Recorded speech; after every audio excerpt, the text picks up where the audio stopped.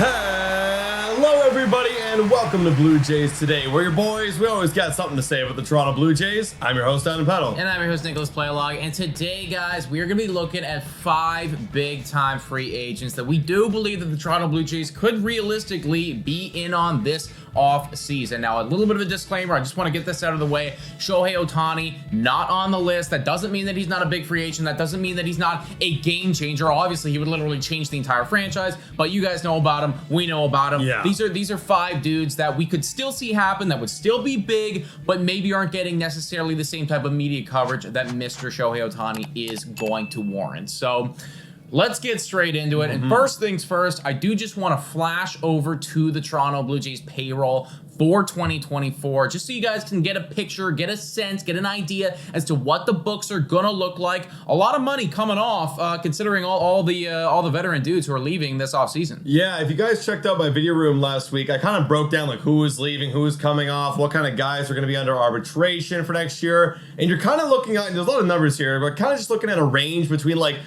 40 and 50 million dollars that you're looking, if they're expected to pay like what Mark Shapiro said, around the same as last year, then yeah, you're looking at 40 and 50 million dollars that you need to fill up with dudes on the free agent market, right? Yeah. So this leaves a huge opportunity for Blue Jays to go in many directions. You could go out and get possibly a big name, or maybe diversify that money over like 2 or 3 guys. So there's gonna be a lot of guys on lists that are gonna be available with our budget. Yeah, and look, there's been kind of a stereotype or a stigma surrounding the Toronto Blue Jays that for some reason they don't go out and get dudes. And I've seen people I've seen people in the comments, and I do just want to say, like, I disagree with that, everybody. I mean, Springer and Gausman and Bassett, and these are just a few guys that we've named, that we've gotten in the last few seasons, right? The Toronto Blue Jays, even if it might not necessarily be the guys that you want or I want or anything like that, they do go out and they do make some moves. So let's kick this thing off looking at potentially the biggest guy on this list that's not named Yohei Ohtani,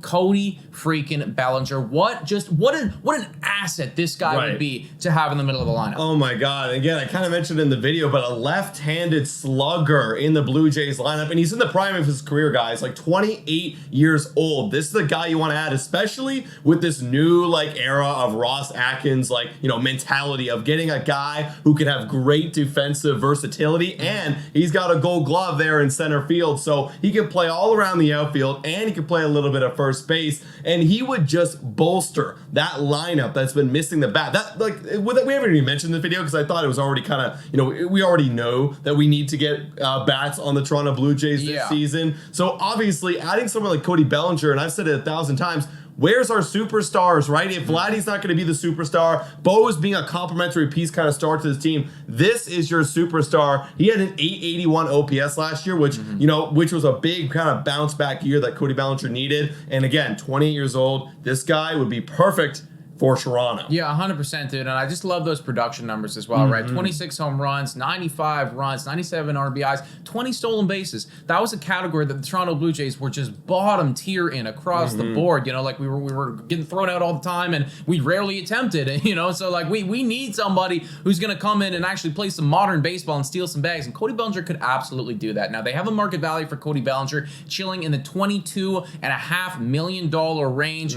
Do you think that's too much for a dude who, let's face it, I mean, was incredible, then was terrible, and now has one season of being back to incredible, right? Like, are you willing to commit? And they're saying a 5-year, $115 million contract, basically. Would that be something that you'd be willing to go after for a guy like Cody Bellinger? Yeah, no, I think so. I think Cody Bellinger is kind of a classic example of a guy who needed a change of scenery. And honestly, if you are a believer in Cody Bellinger, and I am a believer in Cody Bellinger, because what was the problem with him back when he was in LA? Well, he had that MVP year. He had great years before that, but then all of a sudden, if y'all remember, he decided to change his swing, right? And I feel like that was kind of getting in the way of his like full potential. Like, why fix it if it ain't broken? Then he leaves LA, and what happens? Boom! They probably tell him something like, "Hey, go back to what you were doing when you were MVP. I don't know the conversations, but you got to imagine it was something along those lines. And now he's back to where he was, kind of roughly in that MVP form. So for me, 5 years, $112 million. That for me feels like a bit of a steal. Yeah, no, that'd be a good contract for sure. And I also just want to add on top of that, like in those final few years with the Dodgers, there was a lot of injuries. You know, like they were on and they were off, right? So he was consistently dealing with that. He was fully healthy last year. He played pretty much the entire season. You saw the production numbers show up. Having a guy like Cody Bellinger, that would make a massive difference for the Toronto Blue Jays and hopefully bolstering that offense for 2024. Yeah, and you talk about longevity of winning in Toronto. Like that's what kind of Mark Shapiro was talking about. Like this is a guy who, again, 28 years old, is going to extend that window of opportunity for the Jays. Hopefully, man. Moving over to our second guy right here, we got Candelario. Now, this guy, infielder, third baseman, first baseman. I was on a live stream today, actually, and I was talking a lot about Matt Chapman, the potential of the Toronto Blue Jays, what they're going to do with that third base spot, right? And, you know, if they're not going to bring back Matt Chapman, that's okay, but maybe they decide to bring in another veteran guy, you know, who could play third base, but potentially with a little bit of a better bat, you know, because we saw Matt Chapman's bat just fall off at the end of the season. This guy was pretty solid last year. No, he was, right? For Washington, like before he got traded, he had an 823 OPS. He got traded, maybe a little bit of adjustment kind of issues going to Chicago with a 764 OPS, but still, like those numbers are better than what you're referring to as Matt Chapman's. Sure. And hey, look, you know, you've been talking about, I think you talked about on the stream, bringing up the young guys, like Addison Barger, right? Like, sure, trying him out at a third base would be kind of like a backup option for me, because obviously this is our window to win, and bringing someone in like Candelario who's got experience, you know, he's 29 going into age 30 season.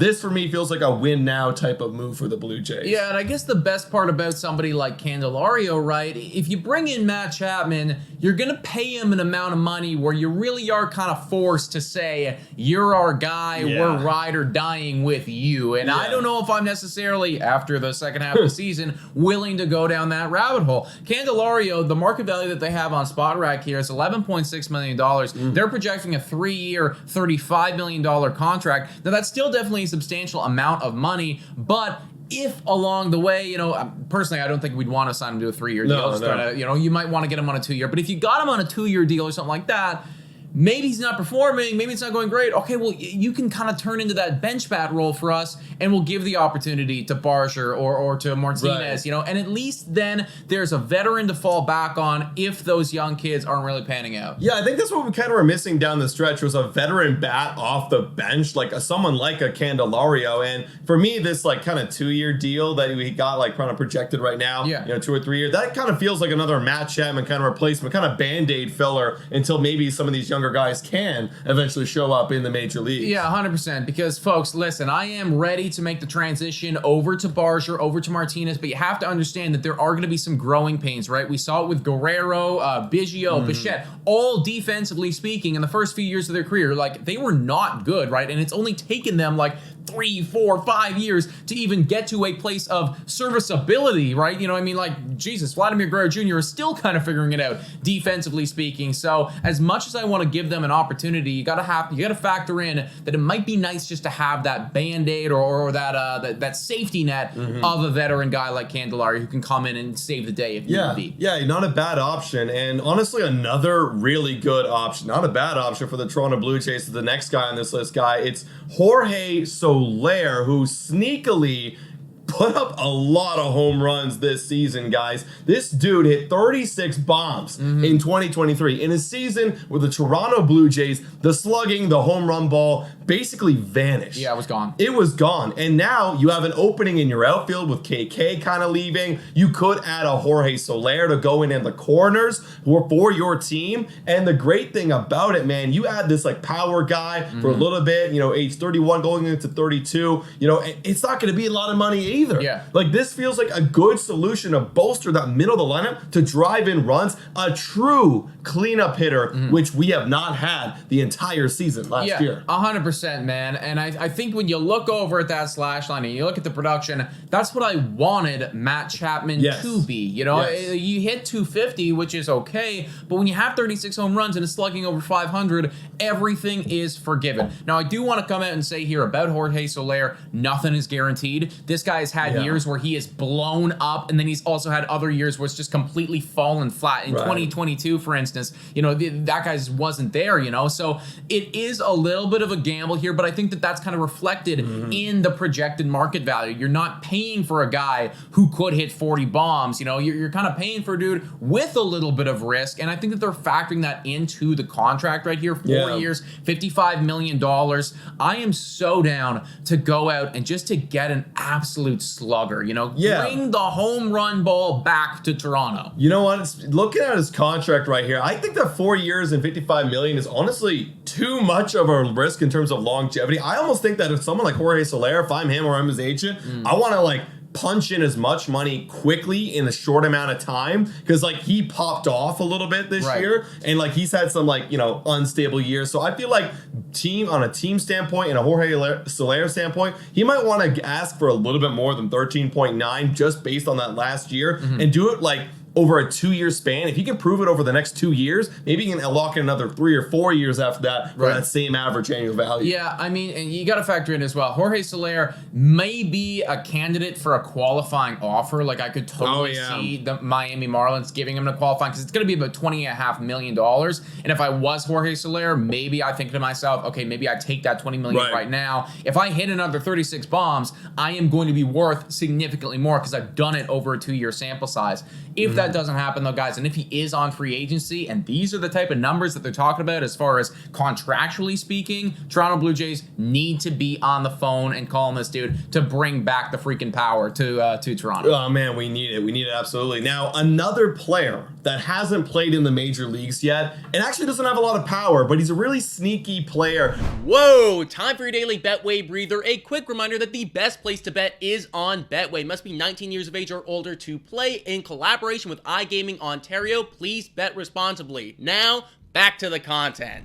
From the KBO, and please correct me in the chat if I'm wrong. Maybe you did some research on this. Is it Young-Ho Lee? I think so, yeah. Young-Ho Lee, guys. Young-Ho Lee. If you haven't learned about Young-Ho Lee, you better start learning, guys. This guy is sneaky good, and he's eligible to come to the major leagues next year. Originally from Japan, but plays in the KBO. This dude hit for a batting average of .318, and that's actually a career low because he suffered an injury this year, cut his season short, only 86 games, but you still see the OPS was there, the on base at 406 was there. This guy isn't the power hitter that the Toronto Blue Jays have been missing, but I mean, hey, adding a guy of that caliber over to the big leagues could be really good. He could be like a sneaky leadoff guy or a bottom the order guy that could be very good for the Blue Jays. He plays a lot of outfield, not a bad option, especially at 25 years old, man. What do you think? 100%, dude. And I mean, you've seen some recent success with some of the guys coming over there, you know, to a few other different teams. And the Toronto Blue Jays, they've been in on them. You know, like they have absolutely been in on them. And I mean, I don't know if there's any connection here, but the fact that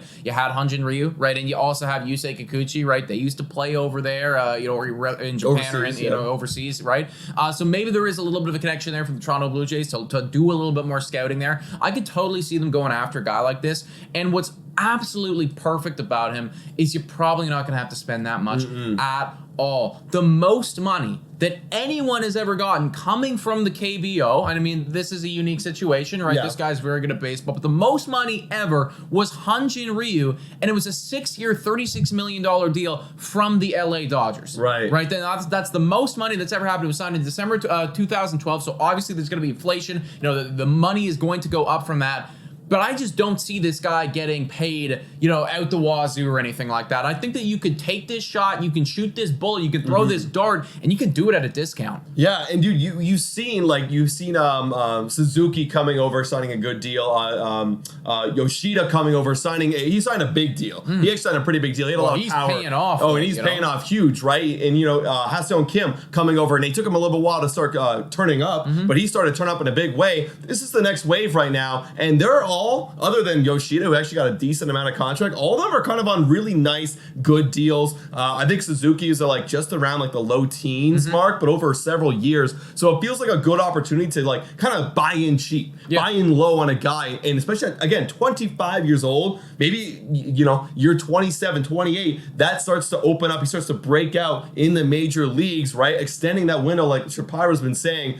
I kind of want to take a shot. Like we've seen it happen with other teams. I want to take a shot here. Yeah, no, I'm ready to fire the bullet, guys. And again, you know, like it really does come down to the money for me. I mean, if it's crazy and like you're gonna have other teams bidding on him, maybe you duck out. But if it's gonna be low, I think if you're the Toronto Blue Jays, you shoot for the upside on this one. Speaking of shooting for the upside, everybody, the final player on this list of 5 game-changing free agents that we do think the Toronto Blue Jays should be pursuing is Rhys Hoskins. Now, Rhys Hoskins is going to fly under the radar, everybody, because he was injured. The entire season long, this guy was injured. You know, he was out this whole season, but he should be back. He should be healthy next year. And you've seen it in the past, man. When this guy is on the field and putting in work, he is a staple in the Philadelphia Phillies lineup. He is phenomenal with the baseball bat. He does have some power. He's very consistent, and he can provide a little bit of stability in that infield for the Toronto Blue Jays as well. Yeah, that's what I like to hear right there that you just said. Consistency, right? 850, 819, 887, 864, 794. Obviously, the injury is a bit of concern, right? He hasn't played for a full year. I think it was it was an abdomen tear. So that's obviously a huge part of a batter's kind of core when you're doing that swing. So there is a bit of concern. Rhys Hoskins, though, he could, again, fly under the radar. Maybe he wants to sign like a 1 year, maybe a 1 year with an option year kind of prove-it deal going into age 31 season. And it's going to kind of cost a bit. I mean, they're projecting him 4 years, $21 million. I think he absolutely deserves that kind of deal. He's been very consistent, but I wouldn't be surprised if he got like a 3 year just kind of package again. Maybe there's some options at the end of it.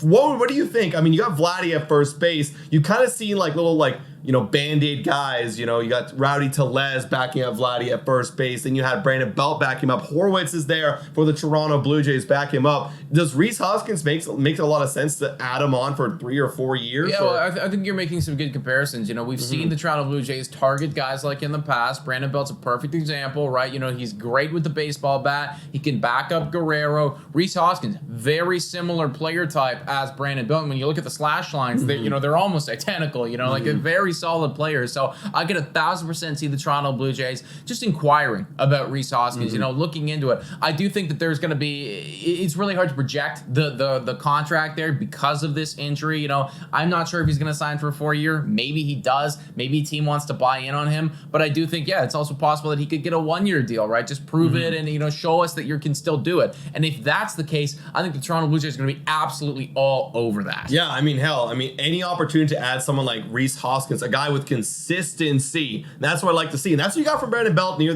most of the season, right? In the beginning part, washed out away. The most of the part of the season, you got consistency. You knew he was going to strike out. You knew he was going to draw a walk. You knew he was going to come up with a clutch base hit. And that's what Rhys Hoskins could do at his own pace. That's what I want to see in the Blue Jays lineup. Couldn't agree more, man. Folks, let us know your thoughts in the comments down below about every single player that we talked about in this video, guys. We're going to be going live. We're going to be making content. We're going to be covering this entire Toronto Blue Jays offseason. There's going to be tons of free agent videos, rumors, trade videos, everything, guys. So subscribe to the channel. You'll want to be here for it. Guys, and the month to become a Patreon member. Shout out and thank you to all of our current Patreon members and to our YouTube members. You guys are absolutely awesome. Thank you so much for watching. And go Jays, go!